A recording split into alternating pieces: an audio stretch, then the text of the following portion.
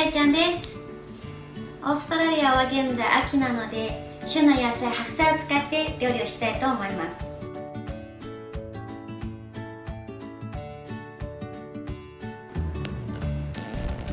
このレシピがあればいろんなキムチも作れますので、ぜひビデオの最後まで付き合ってください。まずは根っこの部分ですが、もしここが飛び出してたら切り取りましょう。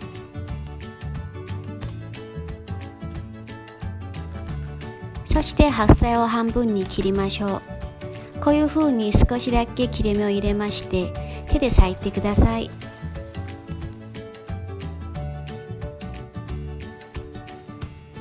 そして真ん中にもう1箇所を切れ目を入れます。もう一度裂けます。4分の1分に裂けるようにしてください。後ほど食べやすいように根っこ側をもう一度カットします。ツルツルになるまでカットします。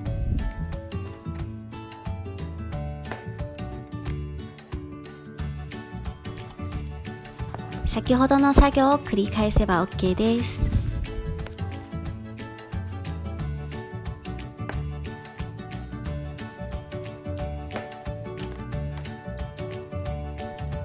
この黒い斑点の正体はポリフェノールなので、生活習慣病の予防にも役に立ちますし、捨てずにしっかり使いましょう。切り終わりましたら白菜を洗います。虫などもありますし、きれいな白菜でも塩漬けする前に必ず冷たい水につける必要があります。水につけることによって塩分を吸収しやすくなるからです。これから塩漬けに移ります。粗塩でも細かい塩でもどちらでも大丈夫です。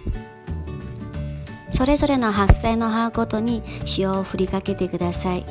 特に根っこの部分が厚みがありますので、多めに振るようにしてください。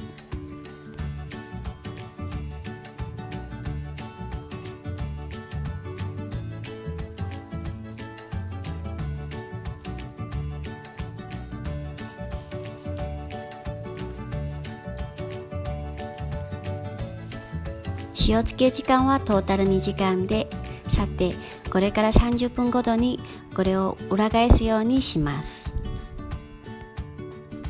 これからはキムチのペーストを作ります。おかゆみたいなものなんですけれども、美味しいキムチを作るにはとっても重要なものになります。これからはいろんな野菜や薬味を使っていきますので、お互いに調和させて味が染み渡るようにさせるためです。とろみが出ましたらコンロから下ろしてしばらく冷ましてください。これからはヤンニョム作りになります。ヤンニョムというのは韓国語で合わせた調味料のことです。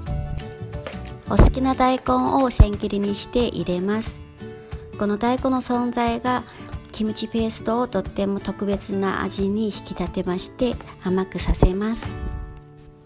続きましては人参をお好きな量を入れます。こちらはお色も綺麗に見えますし、ビタミンも豊富ですのでぜひおすすめです。私個人的に一番欠かせないのはこちらのチャイニーズセロリです。キムチペーストの香りをぐんと豊かにさせるんですけれども、苦手な方は入れなくても大丈夫です。30分経ちましたので、上にあった白菜もしっかり下の塩水に浸かるように裏返します。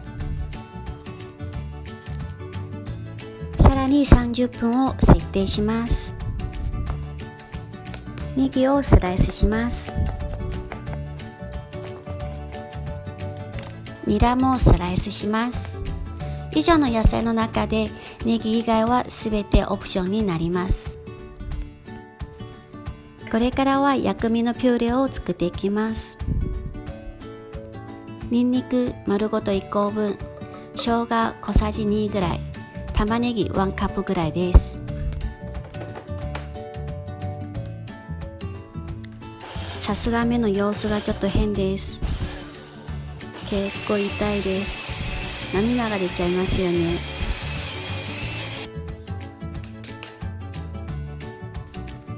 もうすでにいい香り。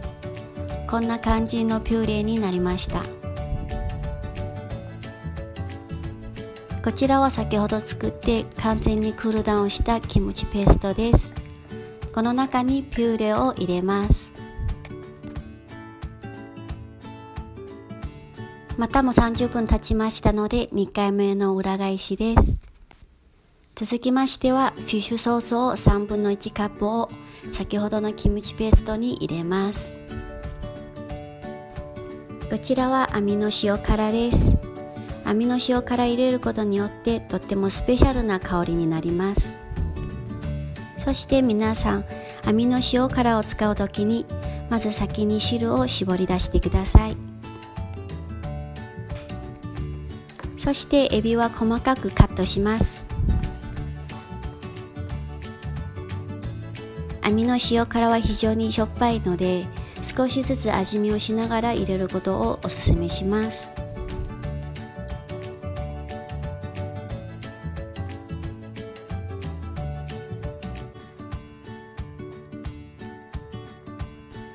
こちらは 100% の太陽草というキムチ専用の唐辛子ですね。まずは1/3分の1カップを入れてみます。1/3分の1カップの唐辛子を入れますとこんな感じのオレンジっぽい色になります。私の経験上ですとこれぐらいのお色でしたらかなりマイルドな仕上がりになります。ですので私はもう少し入れてみます。こんな感じのちょっと赤くなりましたよね。中辛ぐらいの感じですかね。またも30分経ちました。かなり塩水も出てきてますし白菜もしんなりなってます。すべての白菜が塩水に浸かるように裏返します。これからはすべての調味料を合わせます。こんな感じですべての野菜と薬味を合わせますとヤンニョムの出来上がりになります。これですでに美味しそう。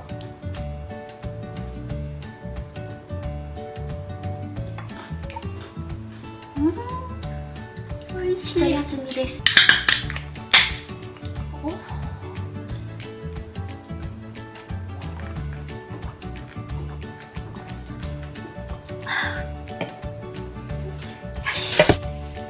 まだまだ続きますよ。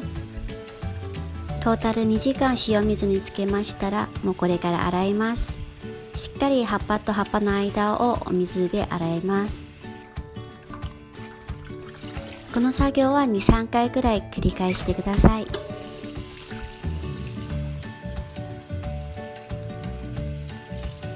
そしてせっかく合わせた先ほどのヤンニョムの味が薄まらないように白菜の水をしっかり切ってください。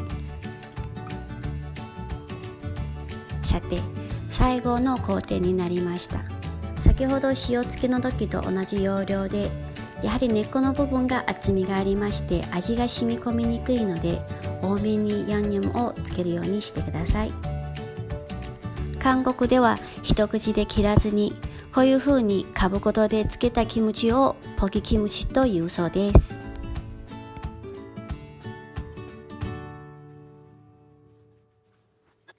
はい、こんな感じで明日は彼の親の元にお届けいたします。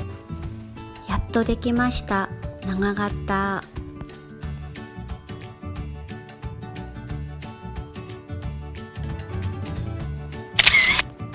一食タイム。ちょっと手でいきます。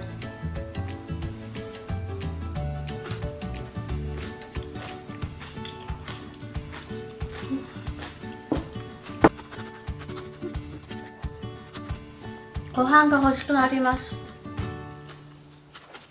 まだ出来たてなのでまだ味はそんなに染み込んではいないんですがシャキシャキしてとっても食感がいいです。そしてセロリの香りとニラの辛みで非常にコクがあって口の中でふわっと香りが広がります。で発酵するのに1週間以上かかるというふうにおっしゃってる方が多いと思うんですけれども私は個人的には3日から5日間ぐらいで十分美味しくいただけるかなと思ってます。それはご自身のお好みでお任せいたします。はい、以上はさえちゃんの白菜キムチレシピでした。いかがでしたか？少しでも参考になった方、美味しそうと思う方はぜひグッドボタンをお願いします。そしてチャンネル登録もよろしくお願いします。それではまたね。本日の撮影時間が長かったのでビールはすでに3本です。おやすみなさい。